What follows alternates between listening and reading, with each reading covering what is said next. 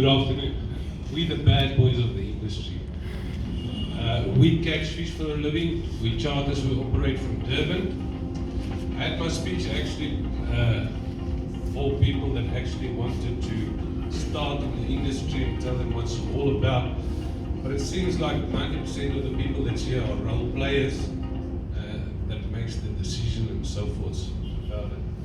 So what we actually do is we take clientele out. Overseas clients got two parts to it.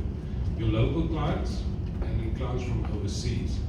So the overseas clients has collapsed as because of COVID and so forth. So we rely on the local support to keep us alive. Unfortunately, if you don't catch fish, you're not going to make it in this industry.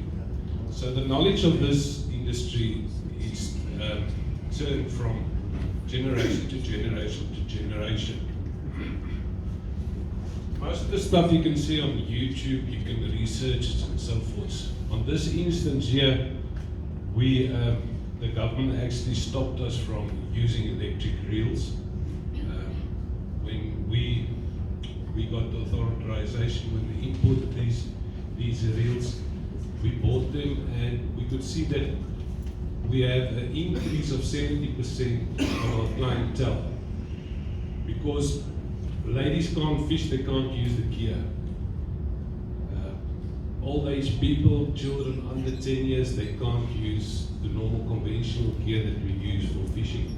So you can see that is a complete new species for South African waters.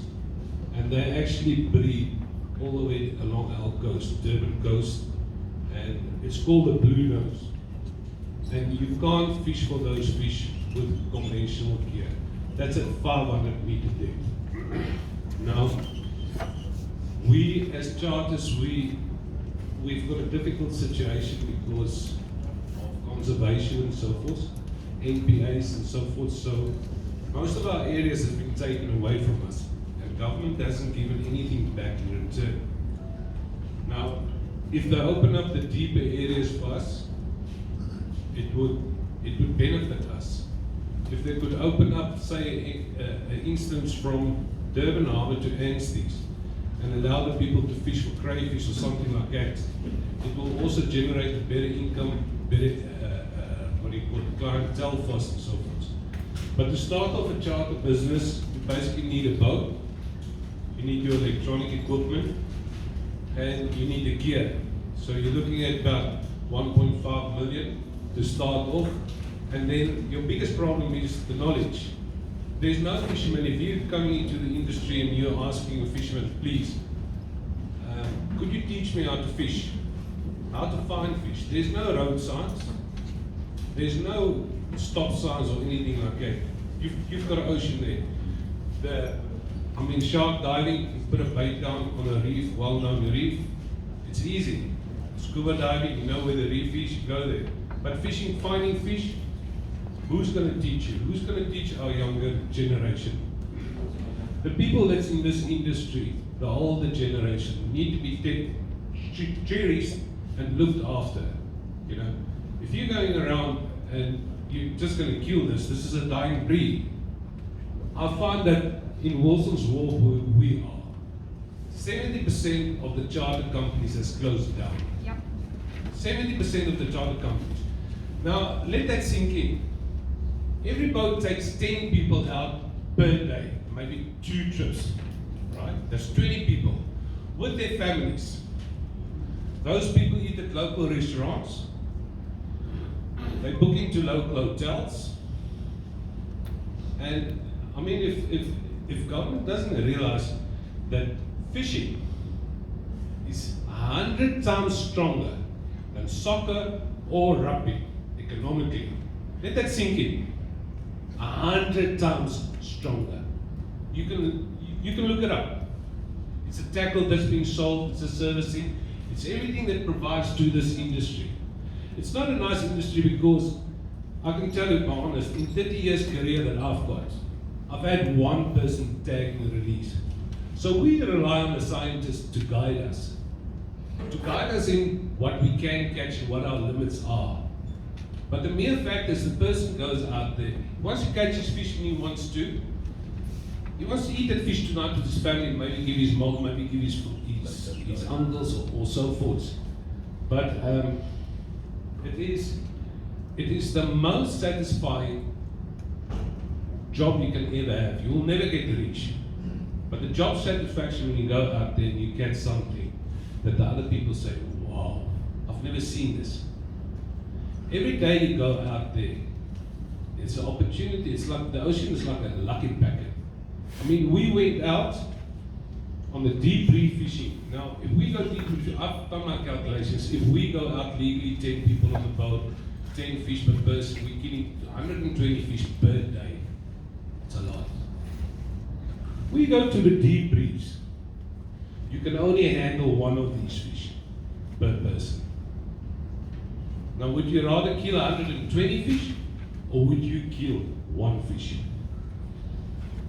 I mean, this is something. There's absolutely, you know what?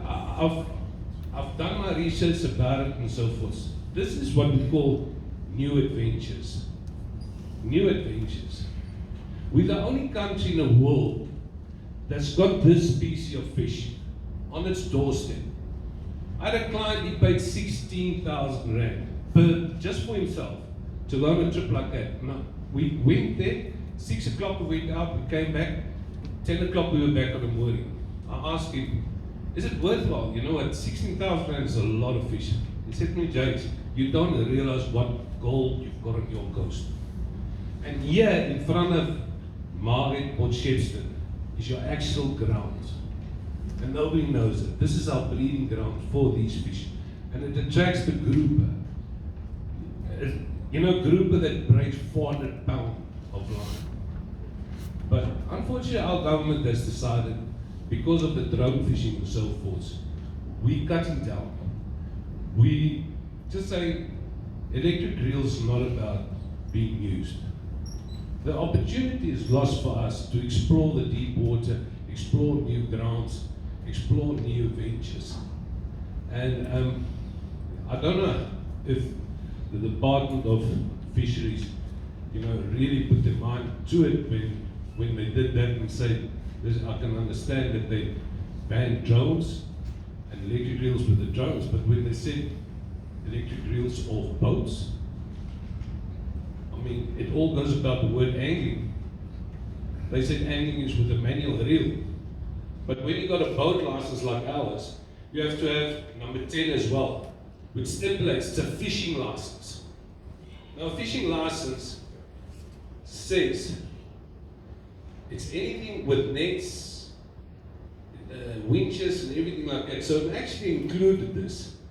There's been court cases fought about this, and the drones took it upon themselves that they did not represent the boat fishermen on this. But yeah, let's get back to charter fishing.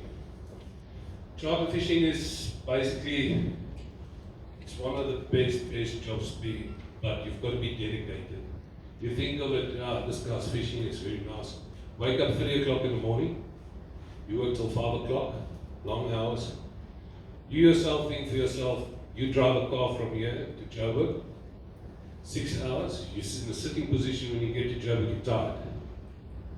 We're standing for 14 hours, we're standing behind the steering of that boat. If you're not dedicated and your passion isn't there, you will never make it in this industry. This industry is absolutely for the people, die-hard people. You know. Then I also want to just tell you guys about the media. Media is hurting us. I mean, all of these people talk about E. coli that went into Durban harbour. Right? And I look at it like this: E. coli. Have you Googled it? E. coli die in salt water. It dies in salt water. Google it. It does not.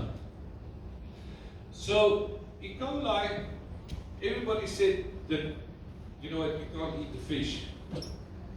To us, we don't believe that, because Durban's sewage goes into the ocean. one shit pipe is at cuttings and the other shit pipe is at the bluff. So it's always been going into the ocean. In the 30 years of my career, we've never found half-cod. It's a certain species of fish. We've never found half-cod in the harbour or outside the harbour. Since the sewage went into the harbour, we're finding a half-cod, that species, in abundance. It's coming up from some quasi area where they actually breed. And it helped us. What it actually chases away is a fish that hasn't got scales, like your kuta, your shad. Our shad season on Durban beaches has been non-existent. We used to have good, but because of all the detergent in the sewage, it actually chase away the fish that's not protected by its scales. So it's got a twofold and so forth. But the media heard us, nobody wants to come to Durban to actually come and swim in sewage. Or the people, everybody asks me, you know what, the fish that we catch, can we eat it? You know, are we going to die of it because of the cola? I mean, I eat fish every day. And I mean, our best reefs that we are, when we go for dagga salmon, we go straight to the shit pipe. They sit there and they just hang around the shit pipe. If they're hungry, they open their mouth and throw it in the shit pipe and eat the shit. You guys don't know it, but you eat the same fish. You eat the same fish in the restaurants. So media is very, you know, it can go this way, it can go those ways. And I've had a look at everybody that goes on about the ship working. It's not right. I agree with it, you know. But it's been good to us. We're getting good fish. Then the other, for the guys that's actually in the industry trying to, you know, go into making business. Now when I started off, an old man said to me, Jakes, you can be as good as you are. So you won't make it. The only person that makes it is the person that screams the loudest. The people need to know about you. If they don't know about you, how can they support you? You guys, there is absolutely, I've tried it, I've been through it. I started a YouTube channel, I started a Facebook channel, I started TikTok and everything like that.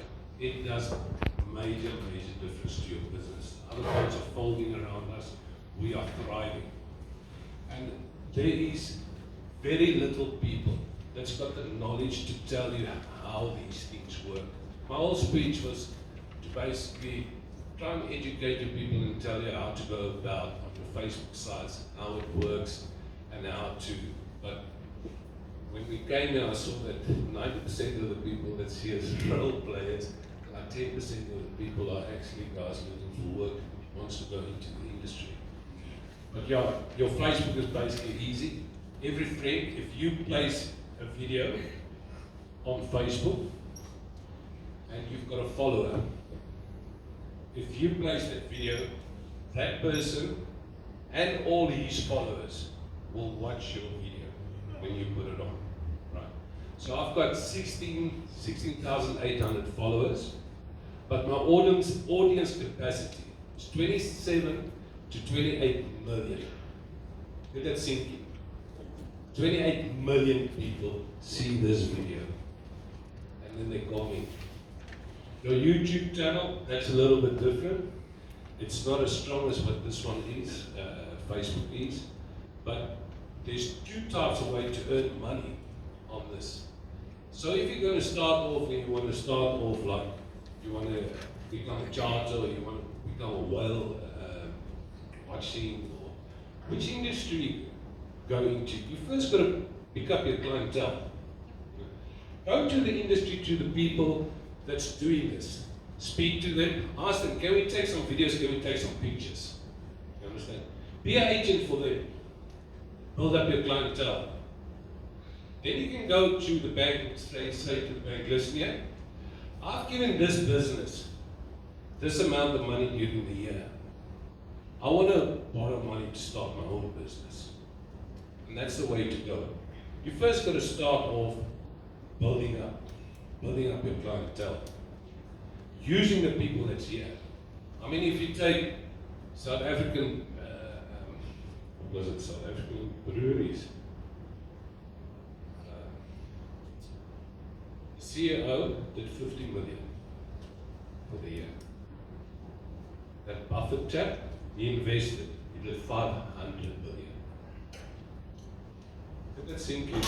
So it's not the guy that does the work that gets the money. Your agents, they do better. The agents do much, much better. You've got the infrastructure, you don't have to do the layout and so forth. But your advertisement has got to be top. If you can master that, then you've got 90% of your business before you even started running your own business. I hope that helps you people. Thank you, Jeff.